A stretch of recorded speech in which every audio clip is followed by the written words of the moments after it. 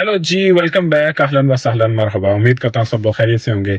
तो आज मैं आपको लेके आया हूँ टोयोटा की अर्बन क्रूजर 2025 GLX का वॉक अराउंड वीडियो रिव्यू लेके।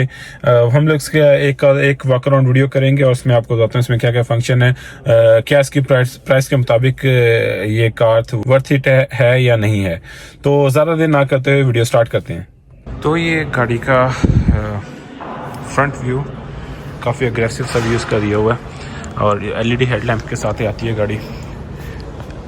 ऊपर वाली लाइट ये डे लाइट्स हैं और ये वाली डे लाइट्स भी हैं। ये ऑलमोस्ट कैमरे के थोड़ी थोड़ी कॉपी कर रहा है। और ये हैं जी सिंगल डिम और फुली सिंगल में आ रहा है, सिंगल LED लैंप है ये।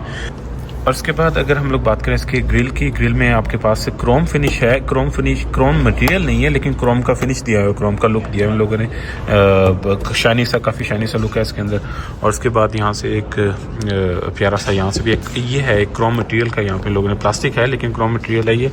और ये एक प्यारा सा यहाँ पे इसको जो इसकी लुक को चार चांद लगा रहा है। बैक ओवरऑल व्यू इसके अंदर आपके पास लाइटों में अगर आप देखें तो आपके पास बैक लाइट और इंडिकेटर आपके पास थोड़ा नीचे करके इन्होंने दिए हुए हैं। और ये टोटली कैमरे का इन लोगों ने कॉपी किया हुआ है। ये वाली लाइट और ये वाली लाइट आपके पास है।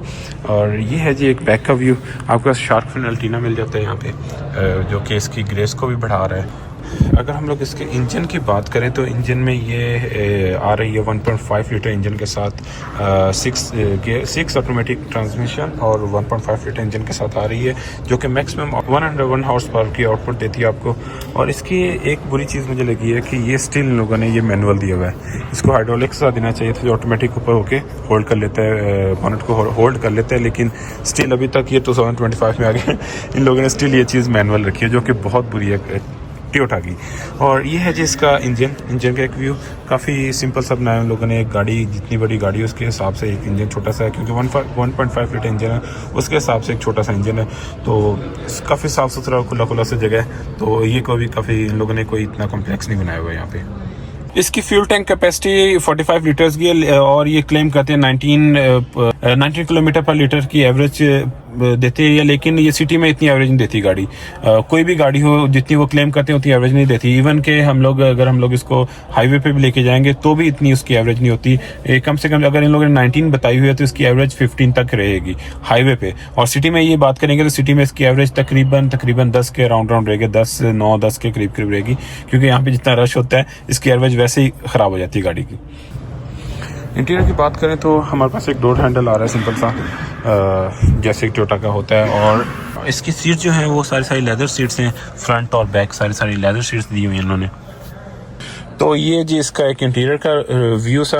और काफ़ी ऑप्शंस इसके अंदर मुझे काफ़ी ऑप्शंस दिख रहे हैं, क्योंकि गाड़ी स्टार्ट नहीं है तो हम लोग टोटली ऑप्शन एक्सप्लोर नहीं कर सकेंगे, लेकिन जो है वो आपको उसके बारे में बताता चलता हूँ। तो सबसे पहले इनके पास AC है, डोल क्लाइमेट कंट्रोल है। ड्राइवर और पैसेंजर अपना सेपरेट AC कंट्रोल कर सकते हैं। आपके पास यहाँ पे ऑप्शंस हैं उस चीज़ के, और ये सारे AC के ऑप्शंस हैं। और उसके बाद आपके पास पार्किंग सेंसर है, आपके पास ये रेयर पार्किंग सेंसर है, और इस वाली साइड पर आपके पास फ्रंट पार्किंग सेंसर भी आ जाता है। और यहाँ पे जी तो ये ऑटो होल्ड है और ये ट्रैक्शन है। और उसके बाद 2 बटन है जो मिसिंग है, जो फुल ऑप्शन में देंगे ये लोग। तो ये 9 इंचेस की स्क्रीन है विद वायरलेस कारप्ले। इसके अंदर आप लोग वायरलेस कारप्ले का ऑप्शन आपको मिल चुका है, वरना नॉर्मली गाड़ियों में नहीं देते हैं टोयोटा वाले। तो यहाँ से ऑन ऑफ ये सारे functions, volume control, media control, यहाँ से भी आपके पास ऑप्शन है। और उसके बाद हमारे पास वायरलेस का भी ऑप्शन है, वायरलेस चार्जिंग का भी ऑप्शन हमारे पास आ जाता है। कप होल्डर्स हैं यहाँ पे, एक स्क्वायर से शेप के कप होल्डर्स बनाए हुए हैं। यहाँ पे एक मोबाइल रखा जा सकता है, मैं रख के देखा है, ईजी मोबाइल आ जाता है। तो ये एक किस्म के मोबाइल की जगह पे, या फिर कॉइन्स, हमारे देसी जो लोग हैं वो कॉइन्स वगैरह यहाँ पे रखते हैं। तो ये कप होल्डर्स हैं। आर्मरेस्ट की बात करें तो आर्मरेस्ट एक बहुत छोटा सा आर्मरेस्ट है इसका, इसमें मसी ही कोई चीज़ें आएंगी। और लेकिन ये चीज़ इन लोगों ने लेदर की दी हुई है।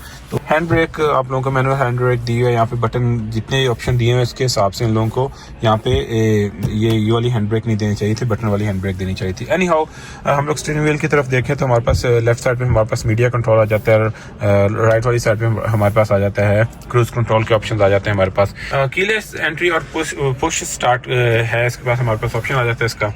मैं इसका जो ऑडोमीटर है ये मैं देख के इतना इम्प्रेस नहीं हुआ, क्योंकि मैं एक्सपेक्ट कर रहा था ये सारा डिजिटल होगा, लेकिन इन लोगों ने डिजिटल वाला अभी तक नहीं पहुंचे।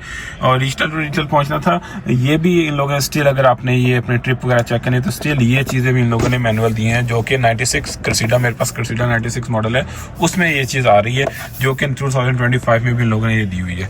तो ये एक किस्म का इन लोगों का फ्लॉ है या ड्रॉबैक कह लें।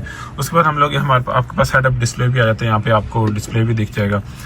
उसके बाद आपके लेफ्ट साइड पे यहाँ पे आपके पास आपकी लाइटें एडजस्ट करने के ऑप्शन है आपके पास, लाइट की हाइट वगैरह एडजस्ट कर सकते हैं आप। उसके बाद यहाँ से यहीं से आपने हुड ओपन क्लोज करना है, रियर व्यू देखना है, फ्रंट का सेंसर भी है, क्योंकि फ्रंट का कैमरा भी है तो फ्रंट का सेंसर भी यहाँ से लगा हुआ है।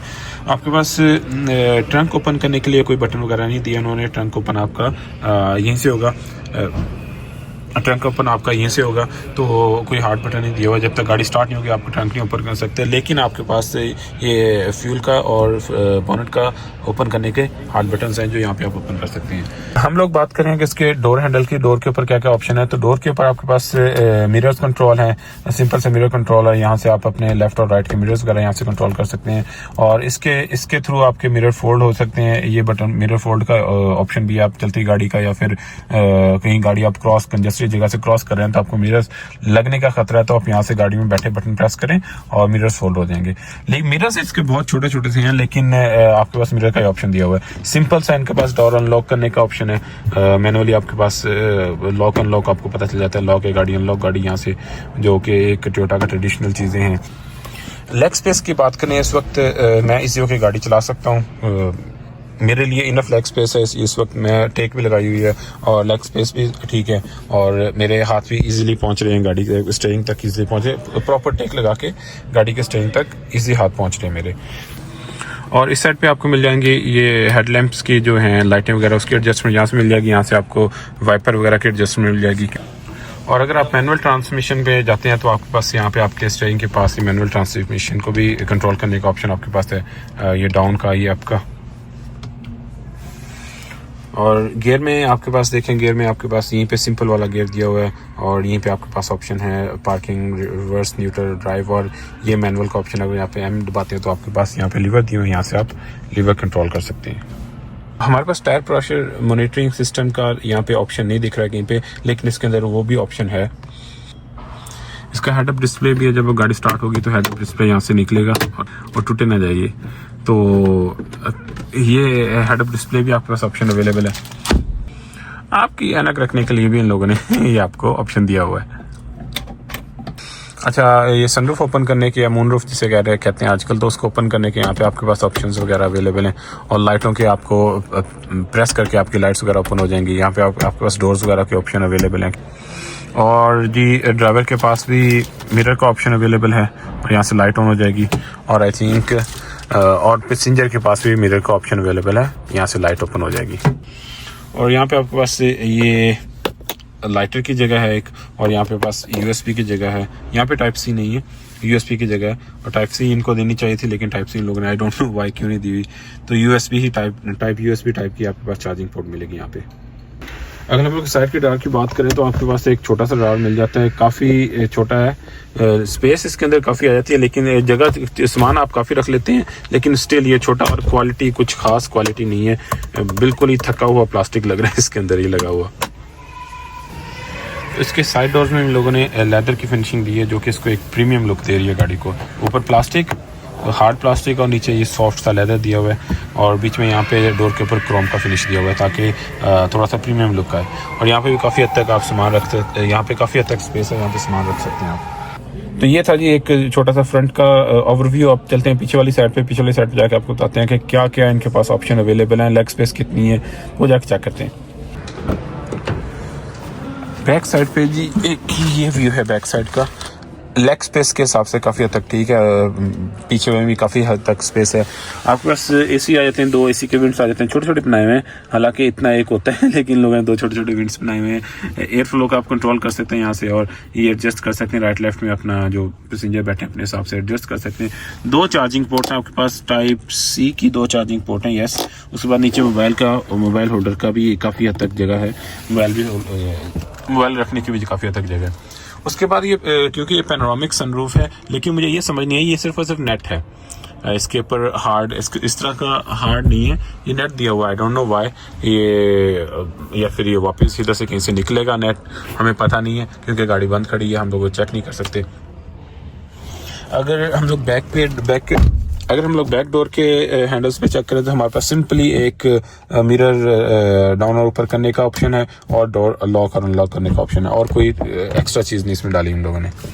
इसकी जो कैश प्राइस है इस वक्त है 91,250 रियाल अगर आप कैश में लेते हैं, लेकिन अगर यही अगर आप इंस्टॉलमेंट में ले जाते हैं गाड़ी तो ये आप लगा लें कि 30,000 एटलीस्ट 30,000 अब्दुल लतीफ़ जमील के स्टैंडर्ड के मुताबिक 30,000 प्लस आपको ऐड करना पड़ेगा, जो कि आपकी बन जाएगी 121,000 की गाड़ी बन जाएगी आपकी। तो ये थी जी आज की वीडियो, उम्मीद करता हूँ आप लोगों को वीडियो पसंद आई होगी। इसी उम्मीद के साथ आज की वीडियो एंड करते हैं, मिलते हैं अगली किसी वीडियो में, तब तक अपना ख्याल रखिएगा। अल्लाह हाफिज़।